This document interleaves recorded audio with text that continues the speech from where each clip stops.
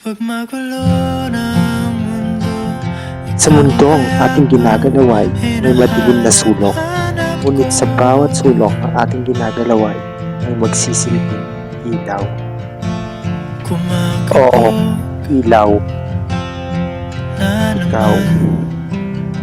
Ikaw ang siyang ilaw na aking natagpuan. Ngunit sandali, saan nga ba nagsimula ang lahat? Ang lahat kung saan tayo unang nagkita at nagkakilala. Sa madilim na mundo. Sa madilim na mundo kung saan nakita ko ang isang tulad mo. Tulad mo na may pumapatak na duda sa iyong mga mata. At bumabakas ang mga takot sa iyong mukha. Ngunit ang takot na iyon ay akin rin nadama. Kung kaya't ako ay naging ilaw mo upang masagip ka sa madilim na mundo. Sa madilim na mundo kung saan ika'y akin din naging ilaw. Ilaw na siyang naging liwanag at daan upang tayo sabay na umahon sa ating kalulugmukan.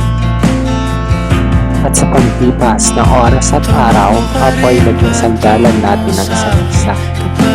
At sa bawat pagsubok ay kumapit sa pangakal basta't magkasama walang iwan.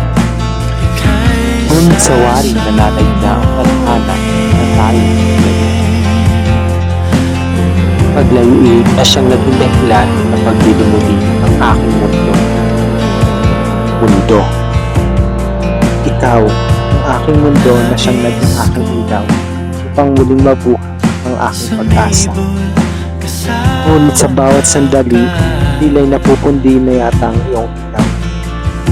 Ilaw na siyang aking nakasanayan na riyan palagi sa bawat takot na aking nadarama sa dilim. Oo, sa madilim na mundo. Sa madilim na mundo'y magbabalik kaya ang liwanag.